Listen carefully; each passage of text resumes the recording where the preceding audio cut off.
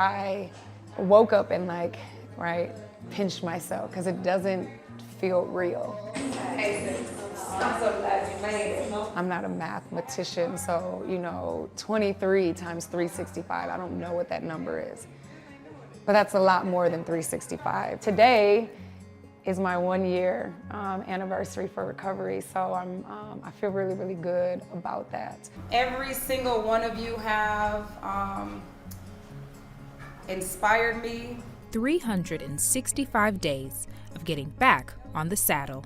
There were moments where I would have never thought I could make it this far. So this means everything to me. Because I made it! My name is Glenna Shawley Malone, and I'm a wellness advocate. And so now my relationship with fitness is really trying to advocate, encourage, uplift, and motivate people to use fitness as an outlet. Never going back! But initially, her fitness journey began to try to change the parts of herself that she didn't love. I try to think about when my first episode of bulimia was, and I really don't remember. I know it was sometime in middle school. I didn't view myself as ugly, as fat, or different until others started imposing those views onto me. And that's when I started to hate myself, because I hated the feeling of bullying. I hated the attention, the negative attention I got from being bullied. And then that's when I started to hate my body. That's when I wanted to be and look different. But I loved food. I distinctly remember one time in middle school, only one time, my mom, I think when I said I'm not hungry, I remember her asking me what are you, anorexic or something? In a joking way, because again, at that time, I was 200 pounds in middle school. You know what I mean? I didn't look anorexic, but I think she noticed something changed in me.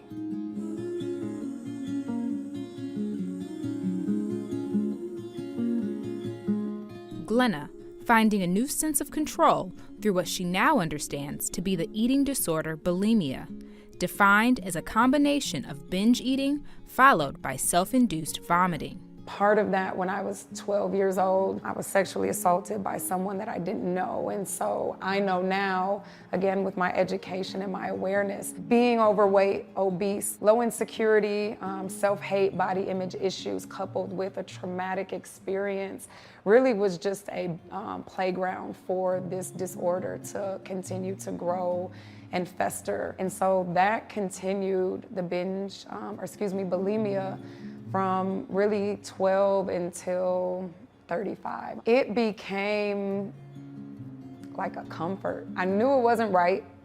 I knew it wasn't healthy, but I enjoyed hearing people say, "Oh, you look so good." When you think you're the only one going through something, when you think you're the only one having to navigate something in your life, you feel bad. You feel different, and not in a unique, wonderful way. And so, how old was I? Maybe 30. I remember having an episode while I was living in Madison, and this was the first time that after I made myself vomit, there was a huge puddle of blood in the toilet. And so then, that was the first time I was scared for my life. And that was the first time where I really felt like, I can't do this anymore. For the first time, Glenna found herself disclosing her eating disorder to a medical professional. She did not connect me with any resources. I don't feel like she validated or even really heard my experience in the same ways I know it would have been heard if I was white presenting. It was just dismissed. And honestly, it took all of me to disclose that with her.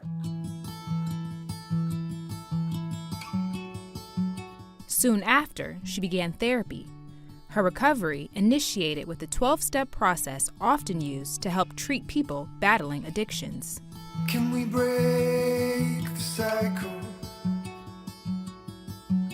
Now, a year into her recovery, she doesn't shy away from the tough conversations of body image and self-confidence with other girls and women of color. The image or the perception of what it means to be beautiful is all around us, especially for young people. If you don't fit that image, we're looking in the mirror either pointing out or being mindful of all the things we hate, all the things we wish we could change, right? Instead of learning to love ourselves, how we are made, how we were created. And so I pay it forward really by just any opportunity I get to share my story, no matter how uncomfortable I might get. We have to share our stories so that other people can understand that they're, one, not alone, and so that they can have hope.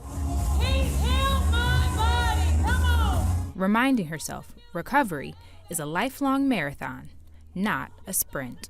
I'm going to do my best to support anyone who needs it, who might be in a similar situation. And Lord willing, I hope to never see a day one ever again for the rest of my life.